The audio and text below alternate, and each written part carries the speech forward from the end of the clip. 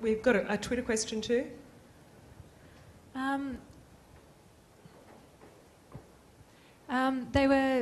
This user is referring to the fact that Don keeps talking about ambiguity or uncertainty as a problem, and they're wanting to know more about ambiguity with regard to gender, ethnic status, or moral ambiguity. Okay, Don? Sorry, you're going to have to say that again, because I have an ageing auditory system. He's a deaf old bloke. Repeat it. So this user was asking Don about the fact that you keep talking about ambiguity or uncertainty as a problem for adolescents, and they're wanting to know more about ambiguity with regard to gender, ethnic status, or moral ambiguity.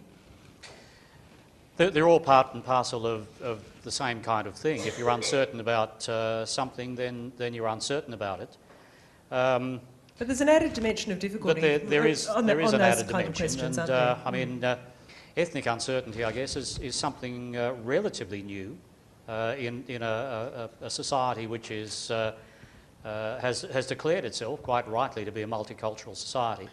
But it will be an uncertainty that's particularly important for adolescents, because there may be real conflicts of values between their ethnic status of origin and the society that they're trying to function in. We see a number of quite extreme examples sometimes, unfortunately, here, where, for example, certain cultural practices impinge on the levels of interaction that adolescents can have with one another, and certainly on things like romantic interactions. And that kind of conflict, in some instances, can be quite disastrous. So in a culture like the one we have, I think that there are problems of ambiguity there, and it certainly adds into very much to the sorts of stress that adolescents are experiencing if they're from a cultural or an ethnic background that is perhaps not that of most of their peer group. That leads me in very neatly to two things that I wanted to raise, which are sex and drugs. And I particularly wanted to talk about how important sexual relationships are for teenagers. Now, I have to say, this prompted by me walking through the Canberra Centre yesterday afternoon and seeing two teenagers lying full length on a seat, engaged in the kind of passionate embrace that made me want to just tap them on the shoulder and say, no, go home. Go to a motel, go anywhere. I don't want to see this happening in public. But it did make me think about how passionate and how intense those relationships are, and how we can put those relationships too perhaps into a realistic context when they can be absolutely overwhelming for the people that are engaged in them. And Stephanie, would you like to have a crack at that? Yeah, I was thinking maybe that it's best for Jess, actually, thinking about the romantic relationships in adolescence, knowing individuation, separation. But, then, taking that to same-sex friends is a really important step. And then after that, to start to explore romantic relationships, crushes, things, movies, that kind of stuff is a key part of growing up. One of the things that I found in my research is really what adolescents tell me about how important these things are to them. And what I found was that boys and girls, when they tell me about their attachment network, the people in their life that they're most close to, boys and girls are equally likely to tell me that there's a romantic partner in that network. But there's a huge gender difference in terms of how boys and girls rate the importance of that, and it's not in the direction I think that we would expect. Half of the teenage boys told me that their romantic partner was the most important person in their life, full stop. 10% of girls said that. Oh, isn't that fascinating? Yeah. So, I think it would have been just as legitimate to have, she's just not that into you. But what you're saying is very, very interesting, because it occurs to me that girls are also perhaps much more likely to have emotionally nurturing networks of same-sex friends than boys are. Yeah. One of my colleagues looked at older adults, and she found that men are quite likely to put their, emotional intimacy and, their relationship stock into one person. And so that's normally their partner, and if their partner's not around, then it will be someone else, a best friend or a family member. Whereas women are always more likely to spread that around to distribute that still with their family members and their best friends and their partner as part of that. So I guess maybe that's a trend that starts to develop quite early in life. If we go back to the pressures that surround sexual relationships, and Stephanie, I will put this back to you because you've done a lot of work on popularity and peer group pressures and how people see themselves in relationship to that. And of course, sex is something that becomes enormously important at a certain point during adolescence.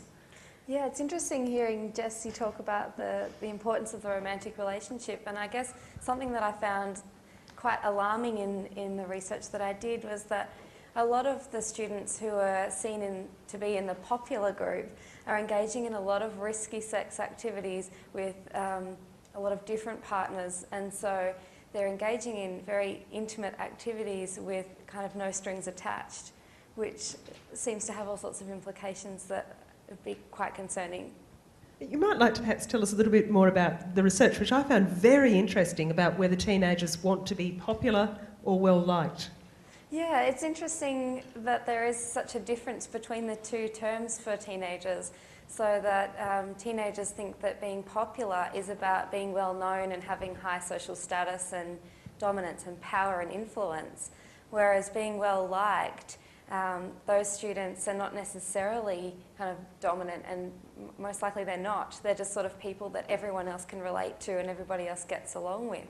And it's interesting that when I asked students whether they'd prefer to be known as popular or well-liked, almost 100% of the students that I interviewed said they'd prefer to be known as well-liked, which is really quite nice. And you also found that people who were popular weren't necessarily liked. That's right. So that the people who were popular, because they were dominant and powerful, often they used this in a negative way, so that they bullied other students and intimidated them. So other students didn't really respect that and didn't like that. Well, if we go back to what sort of relationships really matter and how we navigate those relationships, Larry, I think it was you who said a little bit earlier that we might talk about boys and girls and the difference between them emotionally, physically, and with regards to their maturity. Well, I think that the thing that I was thinking in this respect is that we do tend, I mean, in much of our conversation about teenagers and teenage culture and things of that kind, we tend to assume a homogeneity, that they're all alike. And I'm not claiming to be an expert on some of the things that some of our panelists have done research in, but I suspect that there are many teenagers, in a sense, and we're talking at a general level when we could also be talking about what is being a teenager for a boy like compared to being a teenager for a girl. For example, some years ago there was some research on 14-year-old boys and was looking at their acquisition of masculinity, kind of like who they are and how they identify themselves as boys. And the researcher found that in the first place they were very inarticulate. They were almost unable to express what they actually meant by this, and they struggled. And you're smiling because I've got 3 teenage sons. Inarticulate? Well, right. What? Them? And he had a whole questionnaire which he was going to administer to them, including a list of I am questions, like 20 I am questions. So how do you identify yourself? You know, in terms of I am like a Canberra Raiders supporter or something like that. And the vast majority of the boys couldn't get past 5. This was as far as they could go. Now, unfortunately, that study wasn't replicated on girls, but I suspect that they would have found something quite different.